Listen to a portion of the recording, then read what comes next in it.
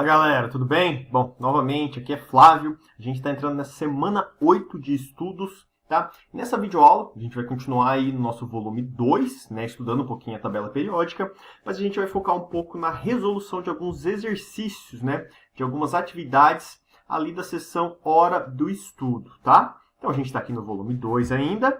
A sessão é a hora do estudo e a gente vai resolver algumas atividades aí para que você fixe bem os conteúdos, para que você compreenda completamente aí todo esse estudo da tabela periódica, né? Lembrando sempre que é bastante importante que você tenha, né? Claro, o seu caderno, o seu livro didático, enfim, mas é muito importante também que você tenha a tabela periódica em mãos, tá? Porque a ideia, como a gente tinha colocado em vídeos anteriores, é aprender, sobretudo, a manusear a tabela e entender como é que se dão as classificações e as periodizações dos elementos na tabela periódica, beleza? Então vamos lá, pessoal. Vamos começar com a questão 8. Olimpíada Brasileira de Química, né? E ele já começa te dando um texto bastante importante, falando assim, ó.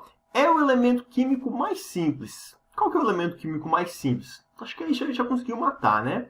Na Terra é o nono elemento em abundância, sendo responsável por 0,9% da massa de nosso planeta. No universo é o mais abundante. Pronto, matou já, né? Estima-se em 75% da massa de toda a matéria. Foi preparado pela primeira vez por Paracelso, alquimista suíço do século XVI, mas somente em 1766 ele foi distinguido de outros gases inflamáveis pelo químico inglês Henry Cavendish. Alguns anos depois, em 1631, o físico e químico francês Antoine Laurent de Lavoisier atribuiu-lhe o nome pelo qual é designado até os nossos dias. E é claro, a gente for olhar ali na tabela periódica, a gente sabe que ele está falando do elemento químico hidrogênio, né? E aí matou, né? O elemento químico caracterizado no texto acima possui configuração eletrônica. Aí você se lembra, né? Aqui embaixo, ó, eu tenho a distribuição do último elétron, do nível de energia, né? Então aqui, ó, eu tenho o subnível S1, que é onde está o hidrogênio. Então eu sei que a resposta é um S1. Tranquilo? Então beleza, pessoal. Vamos para o próximo aí. Os elementos X e Y apresentam as seguintes configurações eletrônicas e ele te dá ali, ó, 1S1, 2S2, 2P6, 3S2, 3P6, 4S2, 3D10, 4P3.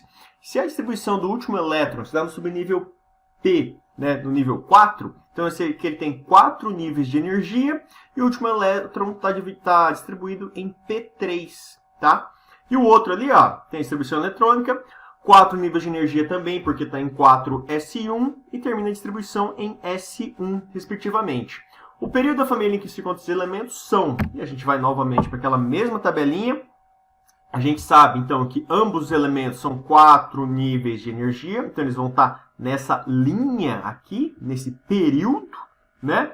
E aí você olha, P3, então um cara tem que estar aqui, e o outro S1, um cara tem que estar aqui, né? Então, ambos pertencem ao quarto período, esse cara está na família 1, 2, 3, 4, 5, chamava-se antigamente de 5A, né? Ou 5 atualmente, e ele está na família 1, tá? Então, a gente tem que a resposta ali também é o item A, beleza?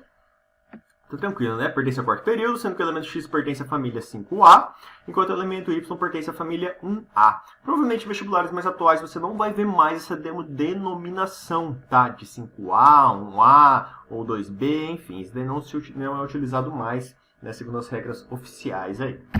Vamos para o próximo, a gente vai lá para o IME, Instituto Militar de Engenharia. Considere a versão tridimensional da tabela periódica sugerida pelo químico Paul Giguère. Nessa representação, a tabela periódica se assemelha a um catavento, em que os blocos S, P, D e F são faces duplas formadoras das pás do catavento e o eixo de sustentação está ligado ao longo do bloco S. Em relação à tabela acima, assinale a alternativa correta, tá? Essa questão, pessoal, ela é bem engenhosa, digamos assim, tanto que é lá do Instituto Militar de Engenharia, né? Mas a questão principal é você entender como é que ela está organizada, tá? Então é mais ou menos assim, ó. O hidrogênio que ele está representando aqui, ele está aqui, essa face escondida desse paralelepípedo. Então o hidrogênio está aqui atrás, então o hidrogênio é 1. E o hélio? O hélio é o 2 que está aqui. E o lítio é o 3 que está aqui. E o berílio é o 4 que está aqui. Aqui é o 5, 6, 7. Vem aqui para o lado de trás, 8, 9, 10. Aí aqui está o 11. Aí aqui está 12, 13, 14, 15. Então, quer dizer, é como se fosse uma espiral, né? Então, ele vem por dentro, passa por fora, vem por dentro de novo contornando, vem, passa por fora e assim vai aumentando o número atômico, tá? Então, o número atômico continua sendo crescente. Essa é uma característica que a gente vê na tabela periódica que ele coloca da mesma maneira. E cada coluna dessa, ele também vai representar como uma família, tá? Então, as propriedades da tabela periódica, a forma de organização da tabela periódica, ela se mantém. A única coisa que está mudando aqui é a maneira como ele representa tudo isso, tá? Então, ali, ó, aqui eu continuo tendo o grupo 1, aqui eu continuo tendo o grupo 2, aqui eu continuo tendo o grupo 3, aqui o grupo 4, aqui o grupo 5, atrás aqui está o grupo 6, depois o 7, depois o 8. Então isso quer dizer, os gases nobres, ó, eles estão todos aqui atrás organizados aqui, tá? E aí depois tudo isso vai se organizando de uma outra maneira, tá? Mas o importante é que você compreenda que é como se fosse uma espiral, né, que ele vai contornando os elementos químicos e vai aumentando o número atômico, e cada grupo de bloquinhos desse vai representar uma família, vai representar um grupo mesmo da tabela periódica, tá? Então vamos analisar cada um dos itens ali e ver o que ele pede. O elemento alfa é um gás nobre. Não, esse elemento alfa, ele vai estar no grupo 3, né? Então se a gente for ver bem assim, ele seria o boro, tá? Ele seria um gás nobre se estivesse atrás, que é aqui onde está o grupo do hélio. Ele está atrás do grupo alfa, então não é, tá? O elemento beta é o mercúrio. Olha só, e como é que eu sei se é o mercúrio ou não? Não tem a tabela periódica nem nada. Mas ele te deu o número atômico aqui, que é 80. Então é só a gente compreender a tabela e ir contando. Ó. Então aqui, olha só, ele vem vindo, vem aumentando o número atômico. Depois ele vem para cá, aí vem para trás, continua e tal, tem todo um processo. Mas é sempre aumentando aqui, ó, 20, 21, 22, 23, 24, 25, né? Aqui eu tenho 71. 72, 73, 74, 75. Então, não, ele seria o elemento químico de número atômico 75. Tá claro que você não vai ter decorado isso, não precisa decorar, não é essa a intenção. Tá? Mas a gente já sabe de antemão que não é o mercúrio. Ele fala assim, ó, o íon gama 2+, quer dizer, perdeu 2 elétrons, então você já sabe de antemão que talvez seja um metal. Tem a configuração eletrônica do xenônio. O xenônio é um gás nobre, tá? Então, será que perdendo esses 2 elétrons, ele se configura como um gás nobre? Então, olha só onde é que está esse gama. Ele está aqui. Essa aqui é a família, o grupo 2. Lembra que o grupo 2 ele tem tendência a perder esses 2 elétrons para se configurar como um gás nobre, para daí, então, atingir a estabilidade? É exatamente o que acontece, então esse item está certo. Então a gente tinha esse elemento químico, que ele perde 2 elétrons da camada de valência e ele acaba atingindo a configuração eletrônica de um gás nobre, que nesse caso é o xenônio, tá? Então pelo fato de ele ter se tornado um cátion, é que ele se configura como um gás nobre, então esse item está correto, tá? Só vamos ver os outros ali, ó. Aí ele te dá o elemento químico ali, é isótono. Lembra que isótono é o mesmo número de nêutrons, tá? Então eu teria que fazer aqui, ó, 85 menos 39 vai dar 46, tá? Então aqui eu teria que fazer 75 menos o número atômico desse elemento, ver se dá esse mesmo valor, beleza? Então a gente vem aqui, ó, ele está aqui no 1, 2, 3. Então a gente vai ter que contar, ó, 20, 21, 22, 23, 24, 25, aumentando o número atômico, veio para trás 26. 27, 28, 29, 30. 31, 32, 33. 33 até 75 vai me dar 42.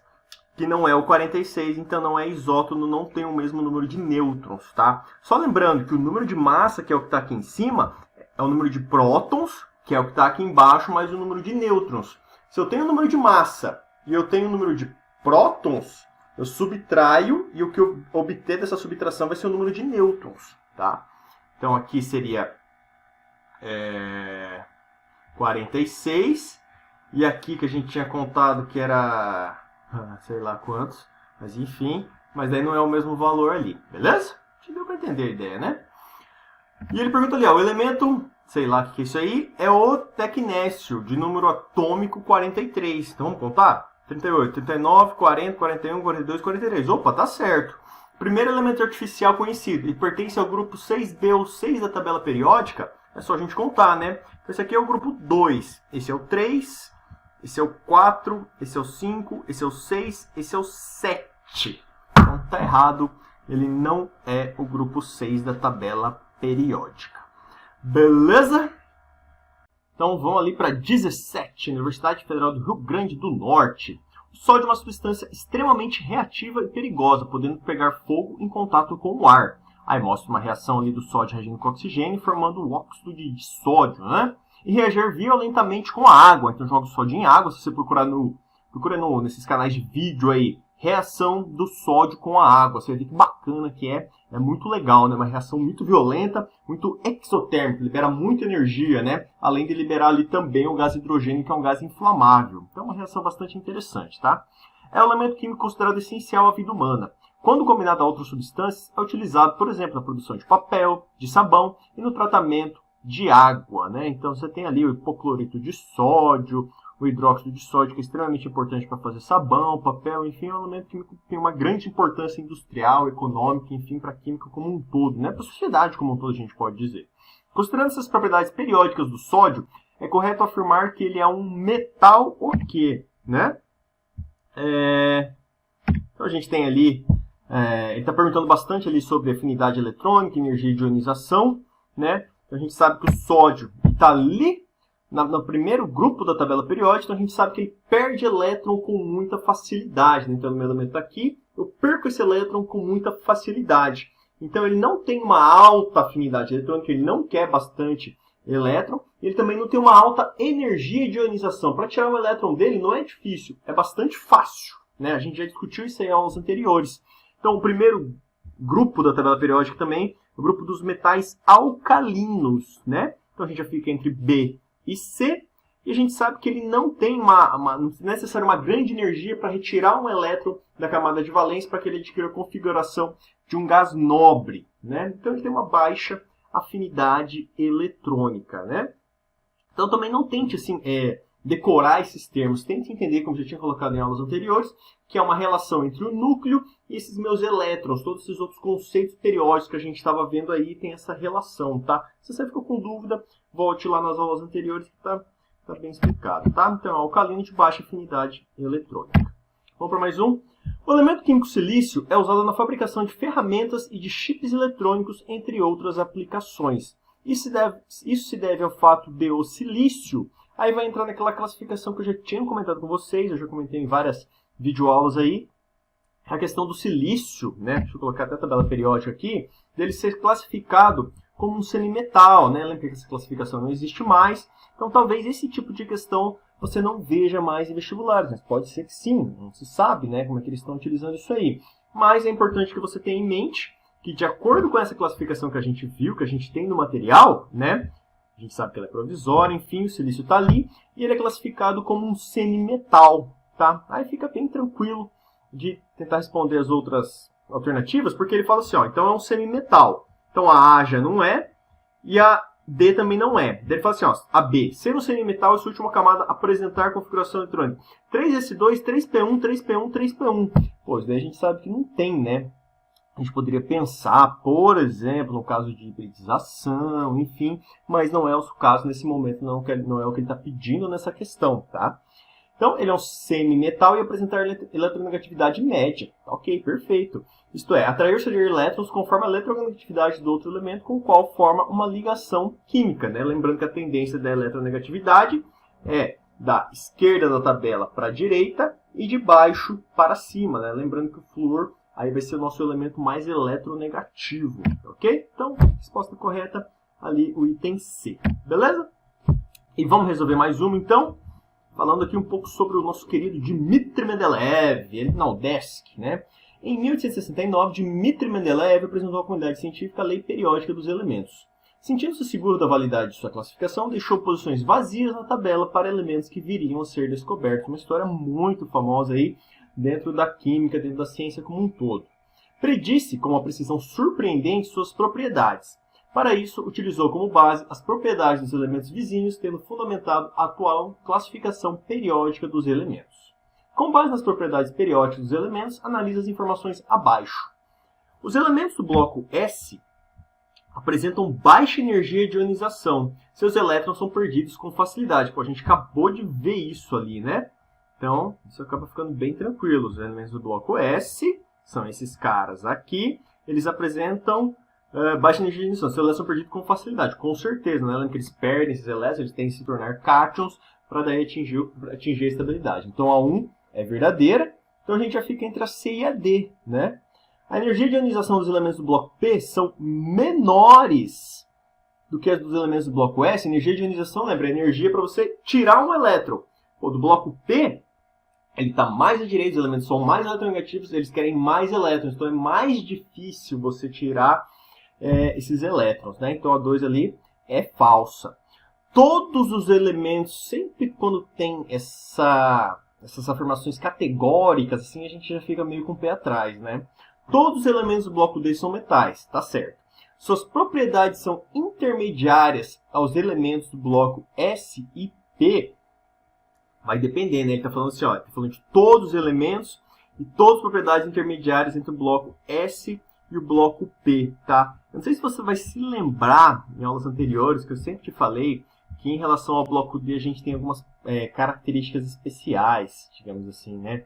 Eles não têm o comportamento usual dos elementos representativos, né? Porque eles têm o preenchimento do bloco D anterior, esses blocos eles não são totalmente preenchidos, eles têm menos energia, então a coisa vai se funcionar um pouco diferente e nem sempre isso se aplica, tá? Se ele colocasse assim, falando essa afirmativa, mas se ele tivesse colocado que são alguns metais, aí tudo bem, tá? Mas como ele coloca de maneira categórica que todos os elementos têm propriedades intermediárias dos blocos SP, a gente não pode afirmar isso de maneira tão categórica assim, tá? Os elementos do bloco D, eles têm várias exceções, né? Nem todos eles se comportam segundo aquelas propriedades periódicas de maneira tão definida assim, tá? Aquilo lá é muito mais válido para os elementos representativos, que são ali os do bloco S e os do bloco P. Beleza? Então, nesse caso, somente a afirmativa 1 é verdadeira. Então, a gente vai ali para o item D. Beleza? Então, como tarefa, pessoal, sessão Hora do Estudo, páginas 28 a 30, tá? Então, eu recomendo que você faça ali o 9, o 13, o 15, o 19 e o 20 para dar uma treinada. Você vai ver que vai todos na mesma linha que a gente viu até aqui e não vai ser nada complicado para você. Beleza, galera? Valeu, muito obrigado mais uma vez aí, né, por essa videoaula e a gente se vê numa próxima ocasião. Valeu, galera!